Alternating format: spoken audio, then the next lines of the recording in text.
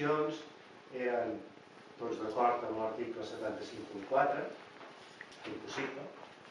Després es va dir que era del 75.3, també impossible.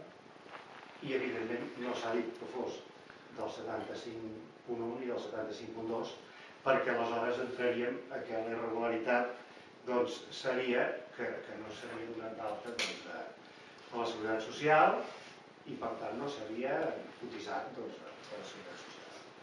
Aleshores, aquests últims dies s'ha intentat confondre a l'opinió pública com si aquesta situació fos nova. I vull recordar que de tinents d'alcalde n'hi ha hagut diversos i d'alcaldes accidentals també. I tota vegada que la comparació s'ha fet sobretot amb la meva persona, doncs voldria deixar molt clar que Joan Torres Sagarés, quan va ser primer tinent d'alcalde d'aquest ajuntament, des del primer dia tenia una nòmina, cotitzava a la Seguretat Social i tenia un 50% de dedicació reconeguda per ple a l'Ajuntament. Evidentment, a la seva nòmina figurava la retenció de la Seguretat Social i l'atenció a l'IRPF. Per tant, la diferència és molt important amb la primera tinent d'alcalde, senyora Mercè Font, que no tenia nòmina, no tenia Seguretat Social, no tenia retenció d'IRPF, ni tan sols tenia acord de ple quan va canviar la indemnització per la nòmina. Per tant, crec que estem parlant d'unes diferències suficientment importants com perquè siguin tractades i s'expliqui el perquè de tot això. Aleshores, si aquí hi afegim que la nostra percepció, i tal com es va confirmar aquí a l'anterior ple, doncs es va parlar d'una indemnització a la vegada que la senyora Mercè Font estava de baixa laboral, crec que queda clar i acreditat que això va ser una autèntica mala jugada, una ocultació, en aquest cas de la baixa, perquè si no, crec que entraríem a parlar d'irregularitats més greus que aleshores, evidentment, serien de tota la dictadura. Això en quant a la primera tinència d'alcalde. En quant als alcaldes accidentals, evidentment, jo he estat alcalde accidental i n'hi ha molts altres, i crec, almenys no tinc constància de que hagi passat des de la democràcia cap aquí, que cap dels alcaldes accidentals hagi ordenat transferir crèdits de proveïdors al seu compte. Ni tampoc, perdó. Aleshores vol dir que en cas que algun alcalde accidental o alcalde o regidor hagi necessitat disposar d'algun diner del fons, de la caixa, doncs és sabut que hi ha altres mecanismes, com bestretes, etc. Per tant, vull remarcar que això no ho havia fet ningú i, en canvi, ara es fa una comparació que, d'alguna manera, només es pot dir que s'està comparant complir la normativa amb actuar al marge de la normativa. I aquí estan les grans diferències, malgrat que s'insisteixi que tot s'ha fet de la mateixa manera. De manera que crec que aquest tema s'ha de tractar seriosament i aquest tema de la mateixa manera que els dos temes de la mateixa manera que aquest per part de l'alcaldia ha tingut una resolució, el de la factura, doncs també l'ha de tenir l'altre. Per tant, com a més detall, vull remarcar, i això ja es va dir també al ple anterior, que el ple del Cartipàs entre Convergència i Unió ha fet referència en moltes ocasions, va quedar molt clar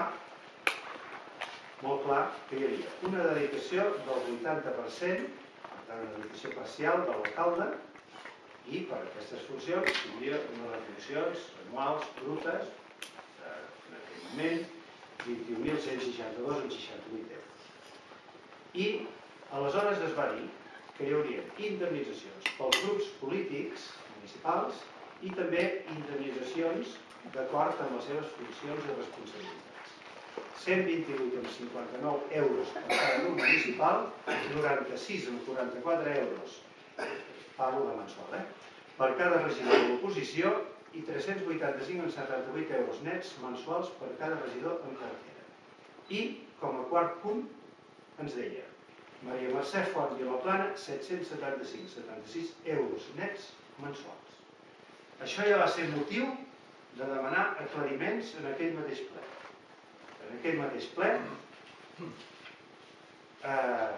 jo mateix vaig preguntar si era correcte aprovar una quantitat neta i se'm va informar que sí. Bé, el resultat que aquesta quantitat era neta i era bruta. D'altra banda, vaig fer l'observació de que no es concretava la dedicació de la senyora Mercè Font i Vilaplana. I la pròpia senyora Mercè Font i Vilaplana va dir que la seva dedicació s'aniria veient, però que no resta objecte d'especificació, atès que és una indemnització. Jo mateix vaig demanar si això era correcte.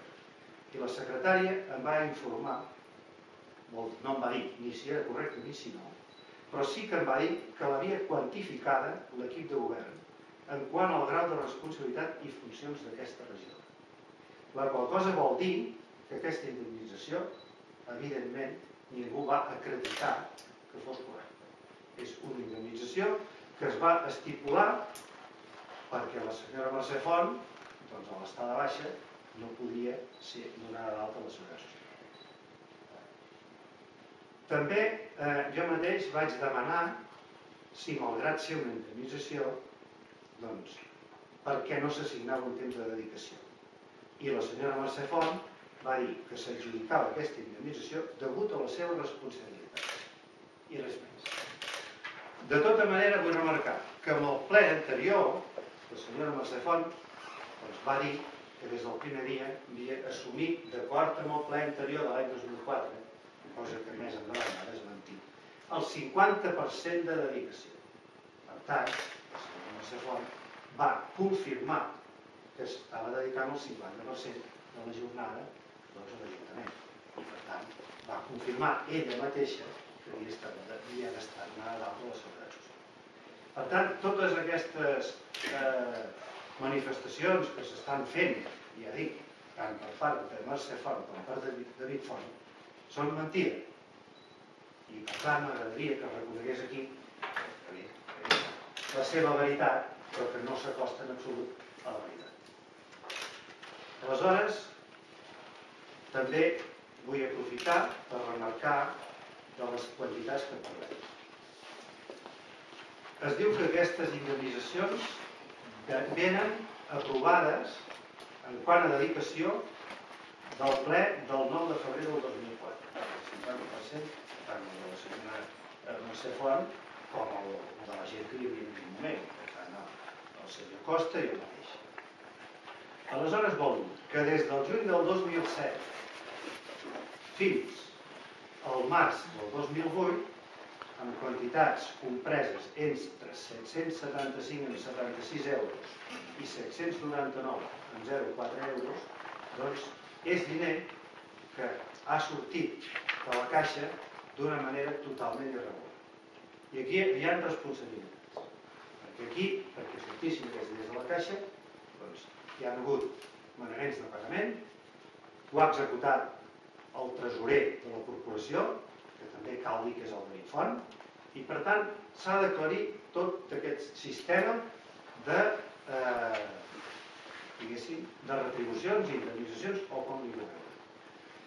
A partir de l'abril del 2008, i això també confirma els nostres raonaments, la senyora Mercè Font, concretament el 16 d'abril del 2008, és donada d'alta a la Seguretat Social. Aleshores pregunto, en funció a què?